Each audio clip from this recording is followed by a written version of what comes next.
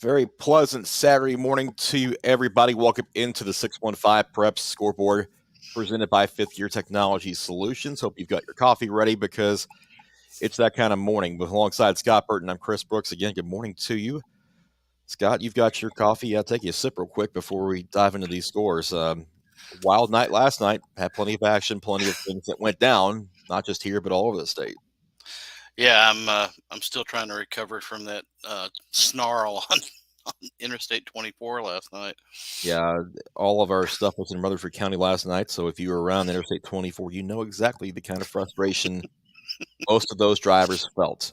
So let's take you back to Thursday night, however, between Riverdale and Siegel, also one of those Rutherford County games, as it was senior night at Siegel for the Stars, and everybody, all the seniors are honorary captains as usual, sending Corey Sims out for the coin toss before that one kicked off.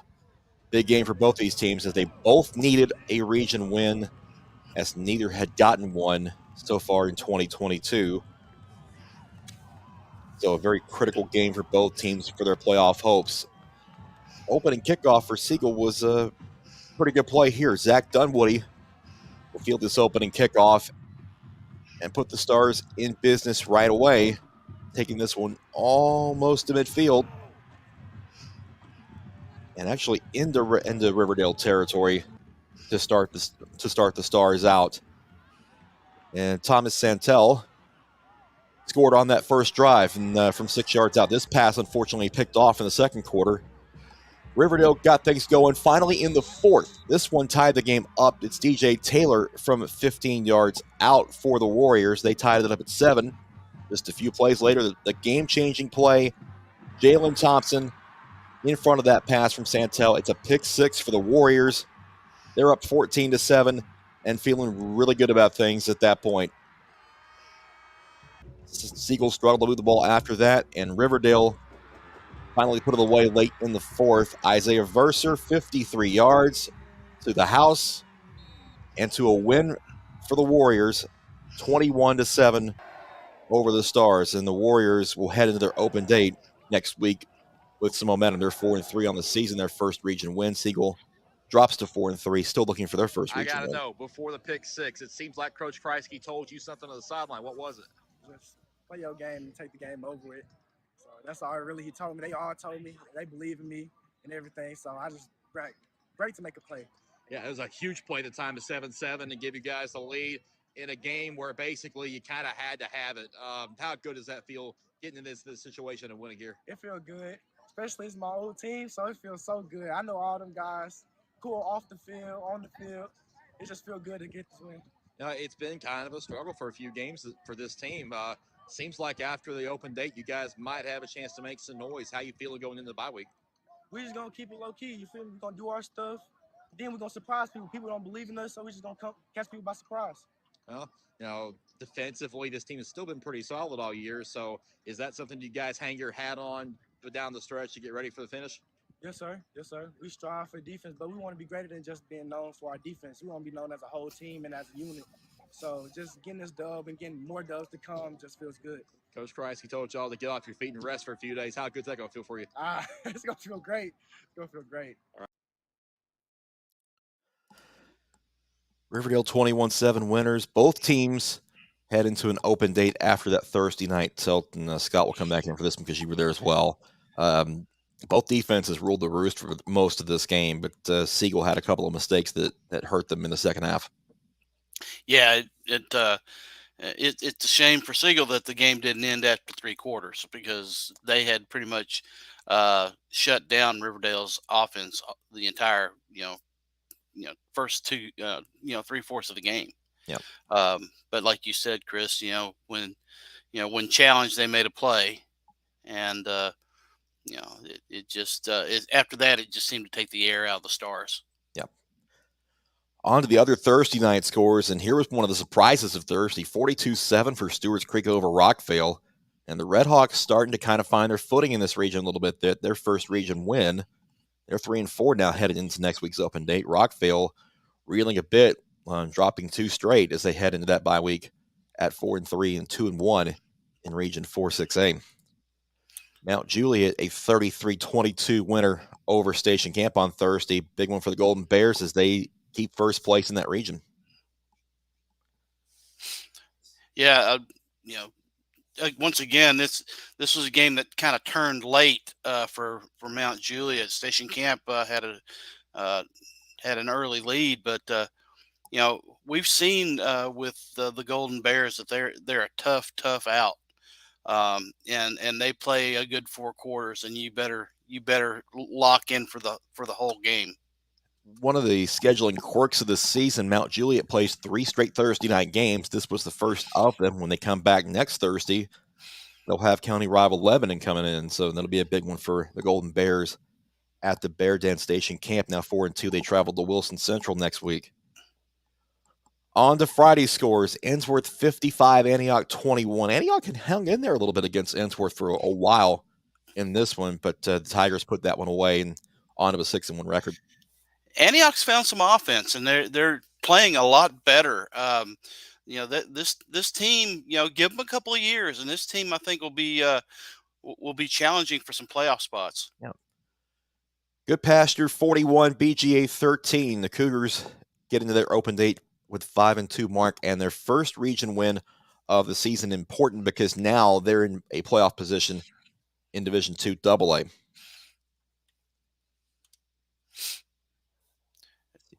Yeah, I mean, Good Pasture. Jaron Elkins. Big night, 9 carries, 225 yards. They've got a good running game. We've known that. Musa Wellman. This team. I feel like they're on the cusp of something great, and they're going to beat somebody they shouldn't. All right. Let's get to the game that you were at last night, Scott. Cambridge at Smyrna, a big one over there for the Bulldogs against the Ravens. Second quarter, no score here. Ravens decide to go for it on 4th down, and Siobhan Abdullah does more than get it. He gets all of it. 48 yards in this touchdown run to put Cambridge up 7-0 for the game's first points. We'll stay in the second quarter for this next one. He's going to dial up Byron Davis for a deep shot. Finds him just in front of the back line. 37 yards of a Raven touchdown. It's 14-0. And Cambridge kept that lead for a bit. Second half, here's Reggie Goodlow breaking through. A lot of speed on that turf. 59 yards later, it's 21-0 Cambridge. Ravens well in control in this one so far. Smyrna does get on the board. Arian Carter here, 6-yard TD run to cut that lead to 21-7. However, Cambridge came right back. It's Siobhan Abdullah again. This time it's Mose Phillips on the receiving end. 35 yards in the end zone there. 28-7 lead for Cambridge after 3 quarters. Ravens will put this one on ice in the 4th. This one a couple of yards out from Reggie Goodlow. His second touchdown of the night. 35-7 Cambridge. They were well in control there. Smyrna did add a late touchdown here as Landon Miller finds Jonathan Messer for a 16-yard score.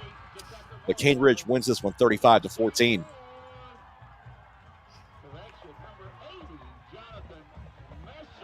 Yeah, great night. And guys, what was it like going this game, knowing that this was a huge game for you guys? We had to do our job.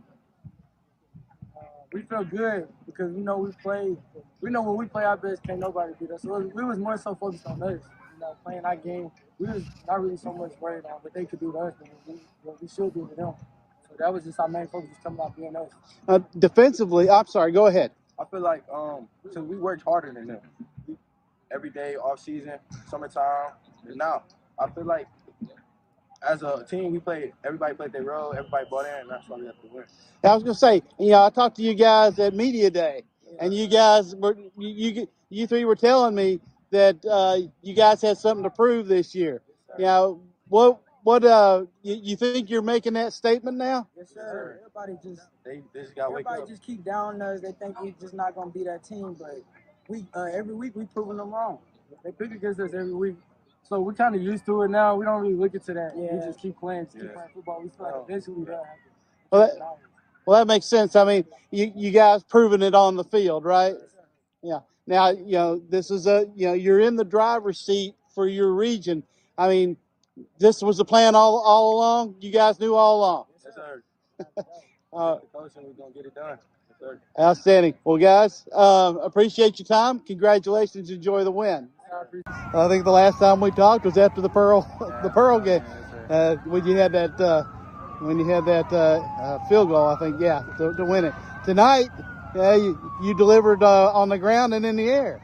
Yes, Going into this game, what was your guys' mindsets coming into this game? we came in thinking like it's a big picture mentality, really. This is a playoff hostile environment. We just came in here just really to have fun and get better for ourselves. And how big, they were doing a really good job of shutting you guys down early. And then you had that long run where you powered into the end zone. How big was that, do you think, that for picking your team up? I think it was a great momentum booster, and it was also my receivers, they ran downfield, great blocks for me, and it just all worked out perfectly. Well, speaking of receivers, you dropped a couple of dimes in there for those guys. Do you think that the ability to run and having Reggie back in the backfield opened up those receivers? Yeah, it really did. The defense was really scared of the run game because Reggie, oh my God, he's so electrifying, and they were really scared of it, so they were playing in the box, so over the top was open a lot. And we saw how electrifying he was when he took off on that long run too. That was amazing. Well, you guys are where you wanted to be. Where you guys told me at the beginning of the year. What do you guys need to do to just close this out?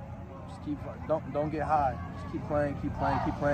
Act like we're still 0-0. That's our mentality. We're 0-0. We're trying to go 1-0 every single week. Cane Ridge, a big one, 35-14 over Smyrna. We'll come back in and talk about this one for a second. And these Cane Ridge skill players, Scott, they have a lot to prove. They've already said it, and they're putting on the field. They have, and the talent that they have there at the receiver and running back is exceptional, and the speed is amazing. But let me tell you, Siobhan Abdullah, he's the straw that stirs the drink there. He can do it all, including kicking and punting. But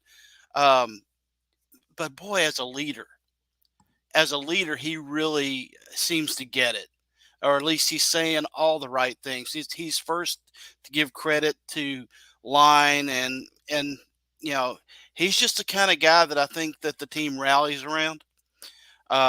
And having Reggie Goodlow back was just huge, I think, for this team. Although they had found another running back, and his name eludes me right now, so they didn't miss a beat.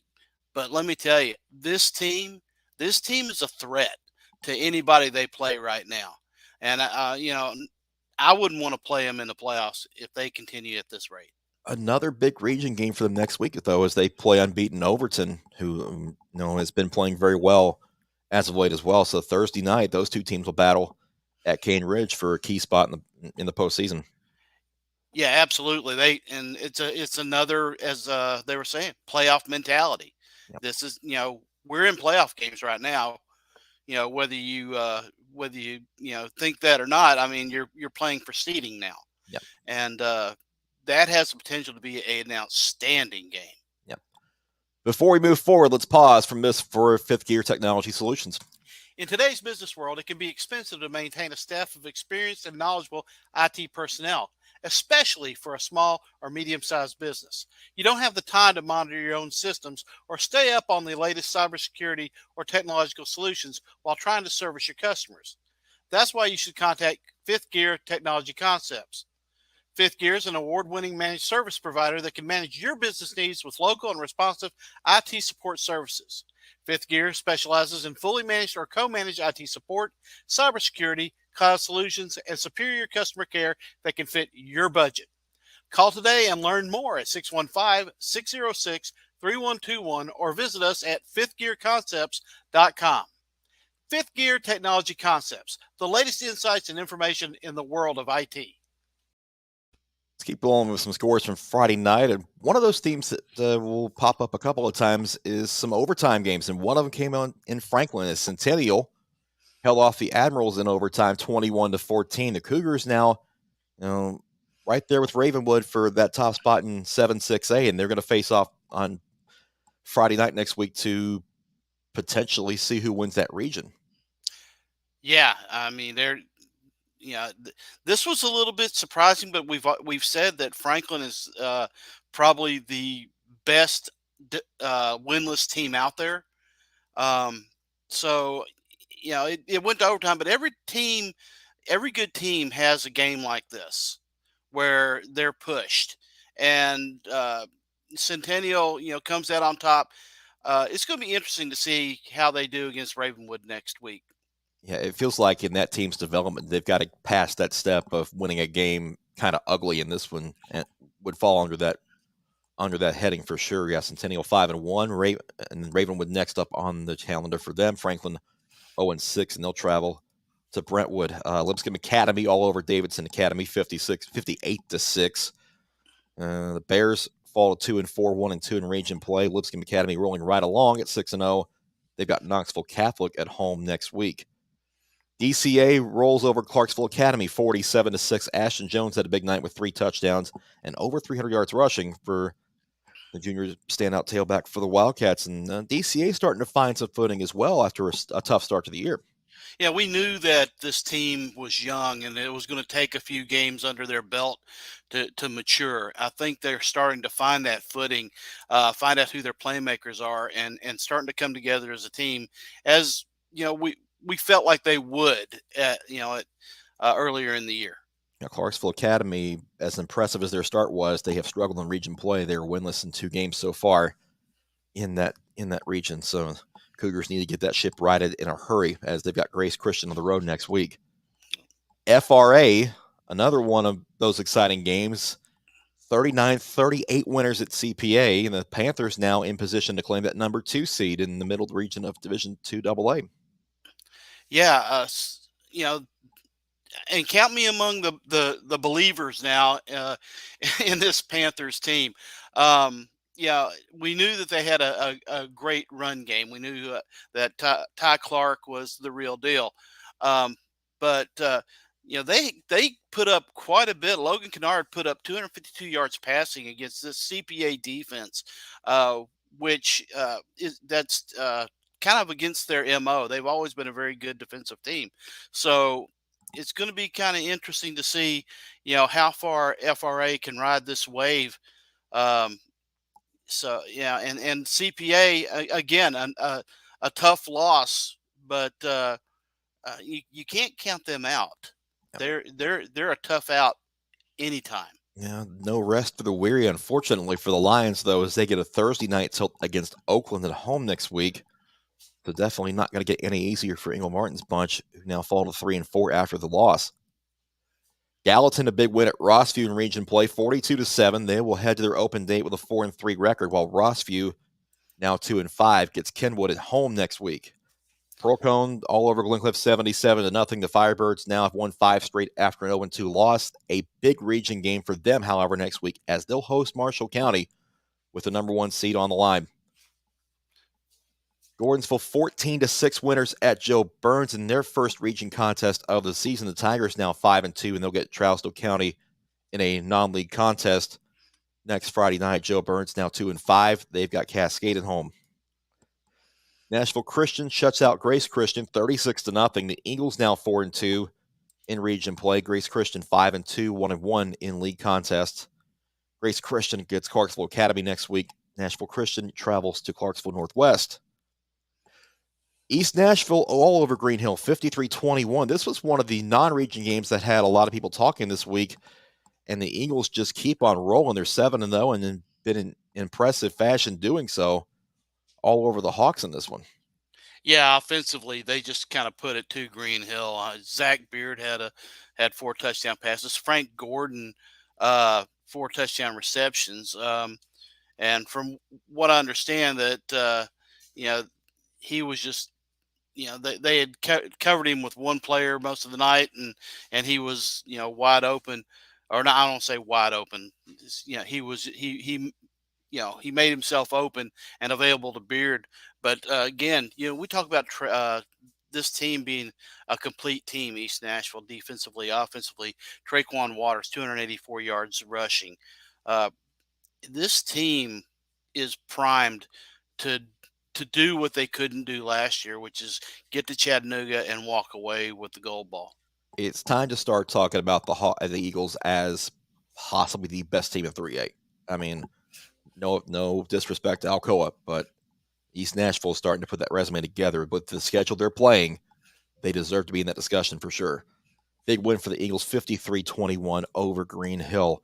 Clarksville, 56, Hendersonville, 36, and one of the more surprising scores of the night as the Wildcats get a big region win and will shake up that order of playoff contenders in Region 5, 6A a bit. Wildcats now 4-3 as they'll travel to West Creek next week. Hendersonville has to shake off the cobwebs a bit. They get Shelbyville home in week number 8. Hillsboro 49-7 winners at Hunters Lane. The Burros get their first win of the season and the region won at that. They'll travel to White County next week. Hunters Lane gets Green Hill at home. Another overtime game last night. Brentwood's defense needed a stop on a 2-point conversion to beat Independence 24-23. The Bruins, 5-2 now, 2-1 in region play. Independence falls to 3-4. This one key for the Bruins because depending on what happens in the Centennial Ravenwood game, the Bruins have a shot at the number 2 seed. Yeah, I think this is the time we start thinking as Brentwood, or if you haven't already, thinking as Brentwood is a real contender for that region. And possibly as the season goes, they may wind up being the best team in that region. Independence, what can you say? I mean, just snake bit again. They've been in some games and they've had some unfortunate injuries. It's just it's been a tough road for the Eagles. The way it's already broken out, Brentwood will need 2 losses from Ravenwood to win that region, but the number 2 seed's certainly in play for them right now. Portland, a 28-14 winner over Kenwood. The Panthers now enter their off week at 5-2. Kenwood drops to 2-5, and they'll travel to Rossview next week. Win number 1 for Dickson County. Congratulations to the Cougars, 34-28 over Laverne. They're now 1-6 as they get to enjoy an extra week off with some celebration after win number 1, and Laverne drops to 1-6, heading into their bye next week. NBA all over Pope Prep, 35-0. Unfortunately, the Knights without Kenny Minchie again have struggled, falling to 5-2, having lost 2 straight since losing Minchie to injury. NBA now 7-0, and they'll travel to Ensworth for another big Division II AAA game next week. So NBA asserting itself as the top team, maybe even in the entire state. Yeah. Division II AAA. Yeah, I mean, defensively, this team is just a juggernaut. I mean, yeah, without Minchie, it was tight, but they still only held the Knights to 33 yards rushing, 92 yards passing. So that NBA defense that we've talked about, they're stifling. Yeah, I know I speak for a lot of people in saying I love to see NBA play Lipscomb Academy for that number 1 spot, but unfortunately, that will not be scheduled this year. So maybe one day. Overton 33-22 winners over McGavock as the Bobcats enter that Thursday night showdown with Cane Ridge at 5-1 and unbeaten in region play. McGavock drops to 5-2. They'll get Antioch at home next week. Greenbrier 20-7 winners over Montgomery Central. The Bobcats unbeaten in region play. They travel to Creekwood next week. Montgomery Central now 2-5 as they get a struggling Tullahoma team next week. Northeast all over Northwest 54-6. The Eagles improved to 4-3. They get a Thursday night game against Father Ryan in week number 8 as Northwest travel against Nashville Christian at home. Let's get some more highlights dialed up here between Oakland and Blackman. Already 7-0. Oakland is Cade Hewitt gets in from 3 yards out to put the Patriots up 14-0. They score quickly on Blackman as Eric Taylor had a touchdown on the second play. Here's Ben Marshall putting Blackman on the board with a touchdown catch there, 14-6. After the extra point was blocked, T.T. Hill gets in on the scoring to make it 21-6 Oakland in the second quarter. Blackman did pull back within 9 as Ben Marshall comes in for a 1-yard touchdown run of his own. Blackman went for 2, didn't get it. It's 21-12. This one, Cade Hewitt made things happen with his legs again. Usually he's running it, but now he's just extending the play here. Finds a wide open T.T. Hill sitting in the end zone all by his lonesome. 28-12 Oakland at that point. Right before the end of the half, here's Jacob Taylor. This one a 42-yard field goal to put the Patriots up 31-12 at halftime, and Oakland well in control of what was a battle for first place in Region 4-6A. This was a touchdown from Cade Hewitt. You couldn't tell by the crowd reaction because there wasn't any, but he did get in from a yard out, so it was 39-12. Peyton Thomas finding Justin Brown. 20-yard touchdown for the Blaze, 39-18 after the two-point try failed. Mason Bell finds some space and gets into the end zone for a touchdown of his own. 12 yards out, 46-18. Oakland, and C.J. Puckett caps it for the Patriots, a 53-18 win over Blackman. Welcome back to the lineup. Yes, sir. Thank you. 2 carries in, and you put one in the house. I mean, it had to feel pretty good your first action this year, right? Yes, sir. It felt amazing. I was hungry to get back on the field. Being out my first half of my senior year, I was very anxious to get on the field again. What's these 7 weeks been like for you leading up to tonight? I've just been patient. I've just been a team leader. Like, even when I was hurt, I was being a leader on and off the field. Like, I just stayed positive, took my time. Tonight, obviously, with the way Blackman had come in here playing as well as they had the first half of the year, what was the work like in practice leading up to this week to get ready for them? Yes, sir. We had hard preparation. We watched a lot of film. We have a few young guys on the field. We got them to mature very fast, and we just watched a lot of film, and we practiced hard. Did it help having 2 weeks to get ready for them? Yes, sir. That helped us a lot. We practice the same thing every single day, and we practice things like that they could do in the future too. Like, we just preparated a lot, and it helped us. All right, now that you've gotten a taste of 2022, what are some of your goals for the rest of the year for yourself? I just want to lead my team to another state championship.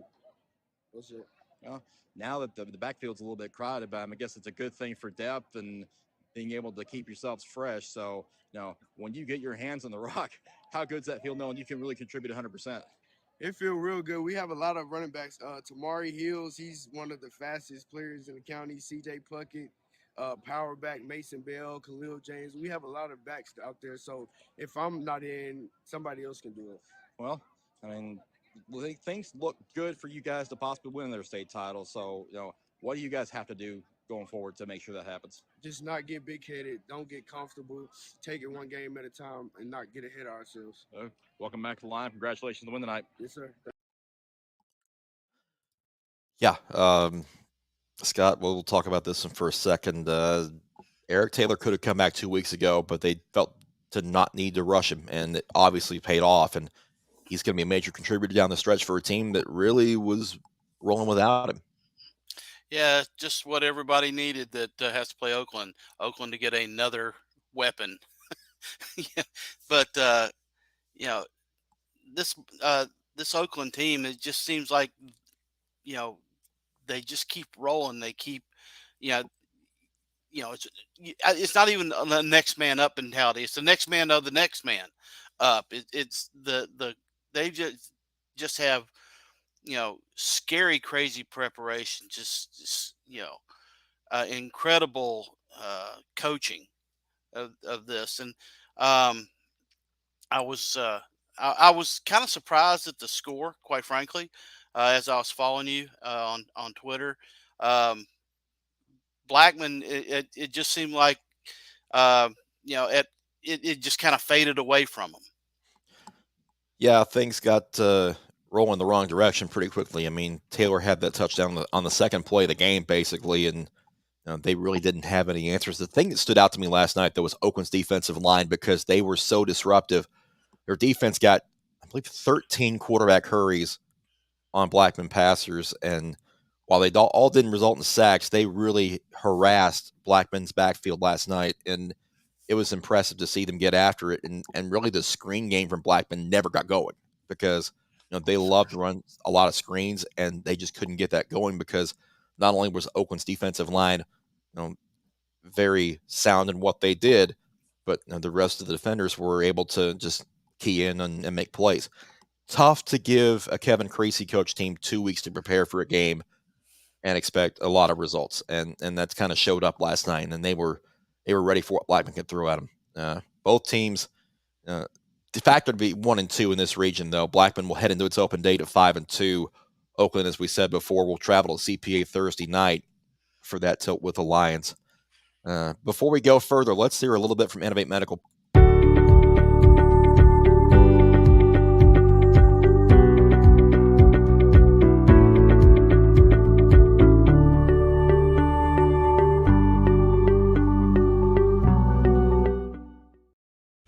Keep the scores rolling here from last night. Smith County 41-14 over Stratford. The Owls now 6-1 as they hit their bye week next week. Stratford 1-6, and they get FRA heading in to face them in week number 8. No Chris Parson, no problem for the Raptors. Ravenwood 35-7 over Summit. Carter Pace with 3 touchdowns for the Raptors in his absence.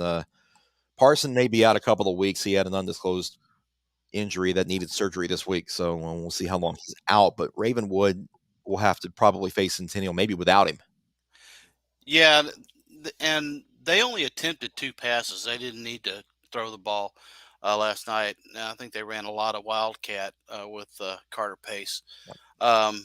It's gonna be a test on them. Missing Chris Parson, and a large part of their offense is through the air.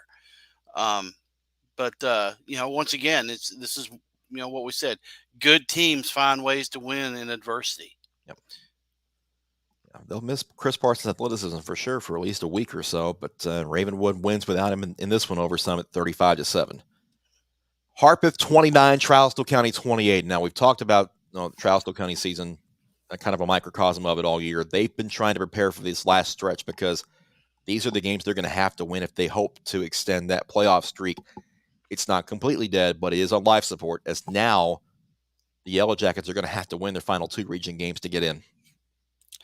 Yeah. Wow. Yeah. It's history being made, not, the way you looked for it to be made. I don't know that the Yellow Jackets, anybody around, in the recent history, has seen this out of the Yellow Jackets. And what about Harpeth? What about Harpeth?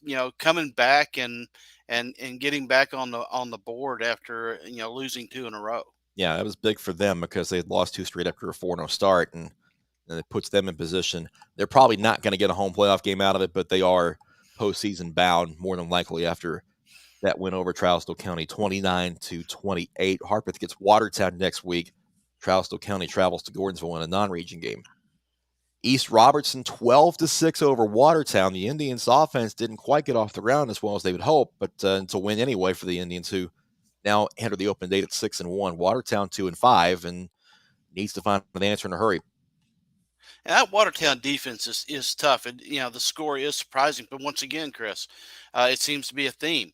Good teams find ways to win ugly, and that's from as the score indicates, this one was really close, and probably the kind of score East Robertson kind of needed to see as they get an open date, but they've got that game with Westmoreland looming on the horizon for that region. Yep, circle that one 2 weeks out on Thursday night when East Robertson travels to Westmoreland, a massive one, and that'll be for the region title essentially, and home field advantage through the semifinals. So, and a critical one for that one for the winner of that contest. Beech 38-0 over West Creek. The Buccaneers 5-1 will get a test from Springfield coming in next week, and I think people are seeing this team fly under the radar a bit because their region, quite frankly, hasn't been very good, and I think it's kind of hurt the perception of Beech through no fault of their own. Yeah, you're absolutely right. I think that people are just kind of overlooking them, but they've got a really, really good defense, and their running game is very good as well. I think Beech is one of those teams that's going to make a run and pretty much might surprise some people that quite frankly shouldn't be surprised. Now, this is not the team that you want to have sneak up on you at the wrong time this year because they're well coached and have that strong running game and defense, and they're playing very well right now. Westmoreland 30-0 over Whites Creek. The Eagles will head into that open date and that matchup with East Robertson in 2 weeks with a 5-2 record, 3-0 region play. Whites Creek falls to 2-5 with that loss. Fairview now in control of their own path to the postseason, 30-6 over White House. They're 5-2, 4-0 region play. Basically, it's now between them and Waverly for the region title. In that one, White House drops to 3-4, entering their bye week next week. Cheatham County over White House Heritage 19-16. The Cubs now 2-5 and will travel to Sycamore next week. White House Heritage falls to 0-7. Let's get through some other scores before we head out. Brentwood Academy 45-9 winners at Christian Brothers. Clay County all over Red Bowling Springs 62-7. Christian Heritage out of Georgia all over Easel Harding 70-0.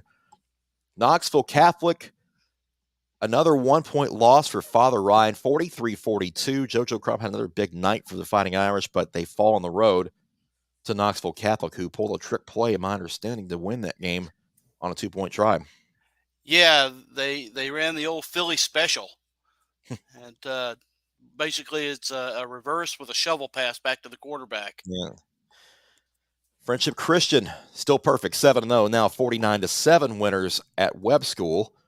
Cannon County gets to 2-5 with a 30-12 win over Grundy County. Henry County, in overtime, beat Springfield 29-28. Oh, that was the Philly special. I'm sorry. That was the Henry County special. Yeah, the Henry County. Yeah, my bad. Henry County ran that Philly special on Springfield. But what a heck of a game there. Now Henry County's got the inside track on the region. These two teams see each other in the postseason. I still think it's anybody's game. Yeah, Springfield's going to hope that it turns kind of like it did last year, just in the opposite manner, because they won the regular season game last year, then lost in the postseason. They hope they can turn the tables on Henry County if they do meet again in the playoffs. Hillwood Falls 42-10 at Tullahoma. Maplewood a 32-18 winner over Jackson County to lock up their playoff spot in that region. Middle Tennessee Christian now 6-1, 15-12 winners over the Kings Academy. Lebanon, no problem with Shelbyville, 41-7. DeKalb County 48-0 over Livingston Academy. Colby Barnes, another massive night for the Tigers in that one, Scott. Yeah, I mean, okay, so 3 straight 200-yard games aren't enough? How about a 350-yard game? I mean, this doesn't look like a team that lost their leader, at quarterback, which they did with Briz Trapp going down. They have really discovered their running game, and they are good. They're scary good in this region, and a team that is going to be reckoned with. Do not discount DeKalb County from that region race, because they only have a loss to Macon County. They still have Upperman and Stone Memorial to play. So if they can run the table, they may be the ones getting that 1 seed out of there. Could be. Mount Juliet Christian falls 51-8 at Columbia Academy.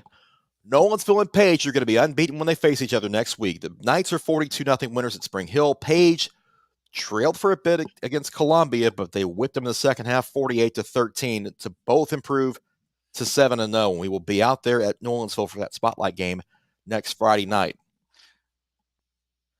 I'm jealous. I'm jealous you're going to be out there. That's going to be a fun one. Going to be looking forward to that one. 49-7 for Sycamore over Stewart County. Macon County drops its first game of the season, 28-14 to Upperman. Eagleville a 14-12 winner over Wayne County. And Wilson Central over White County, 31-28 for the Wildcats, as they now have won 2 straight games after an 0-5 start. Before we get out of here, Scott, you did talk to Eddie Woods from Cane Ridge, and I want to go ahead and play that interview before we head out this morning.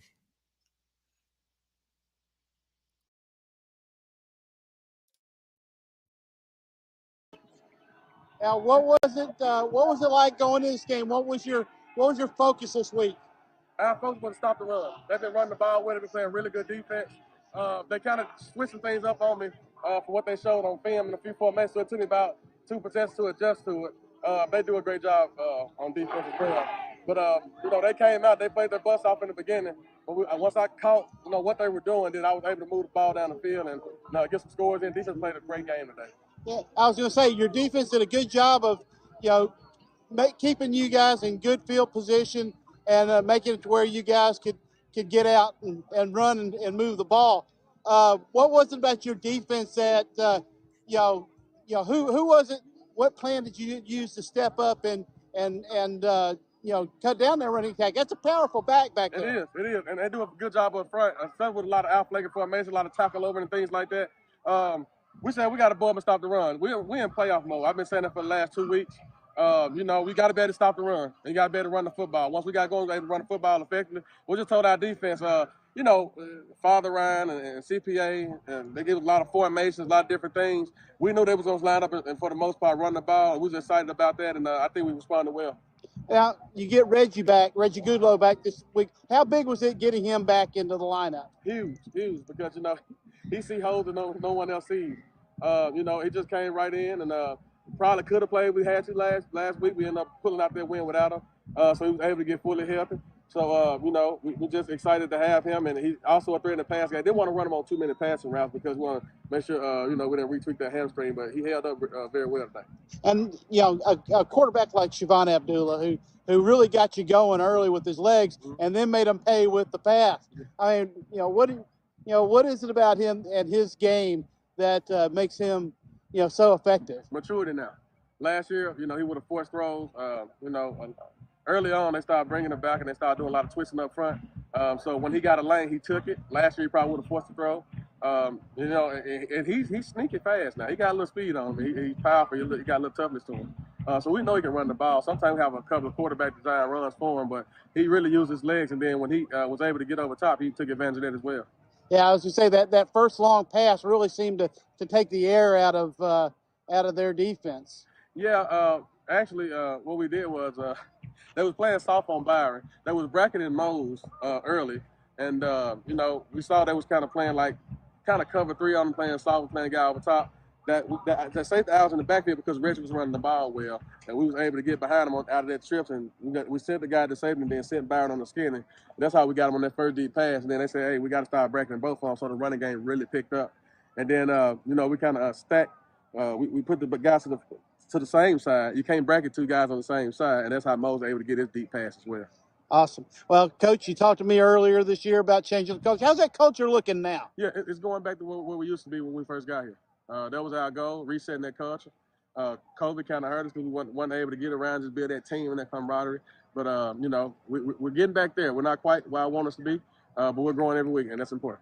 And now you've got the lead in the inside track in your region. It's got to be big. Very big. You know, I'm sure they prepare for us hard. We prepare for them hard because we know we're going to be at the top of that thing every year. And, you know, I'm glad our guys responded well, stopping the run, and coming to a hostile environment like this and get a win like that was big. Well, Coach, thank you very much for your time. Congratulations on the win. Enjoy it. Thank you. Yeah. I could take a master class from him, just learning what it is and how he's coaching those kids. And you can tell, you know, the culture he talks about just by, you know, we saw the interview with the kids first, and then we saw his, and you see it. You see it in what they say and how they react. You see it. It's echoed. He's making a difference, and he's getting into those kids' heads, making them believe. You know, this, and he talked about defense, and I was remiss in not mentioning how much they harassed Landon Miller last night. How much they had contained Arian Carter much of the night. That defense is scary good. We talk about the weapons they have on offense. Their defense is very good. Yep. Going to be looking forward to that Overton game against Cane Ridge next week, because that's going to be a fun showdown. We'll have our cameras out at that one. We'll have our cameras out at Nolensville and a couple other games next week in week number 8. Also, our buddy Cam is in Panama City Beach enjoying the fishing and the surf right now. So good morning to Cam. Hi, Cam. And that's all the damage we can do for a week of scores here on the 615 Prep Scoreboard. For Scott Burton, I'm Chris Brooks. Thank you so much for joining us. Join us in the Mid-State 48 Wednesday. We'll get you ready for week 8 and a lot more. And we will talk to you then. We will get out of here and see you next week. So long, everybody. Have a great weekend.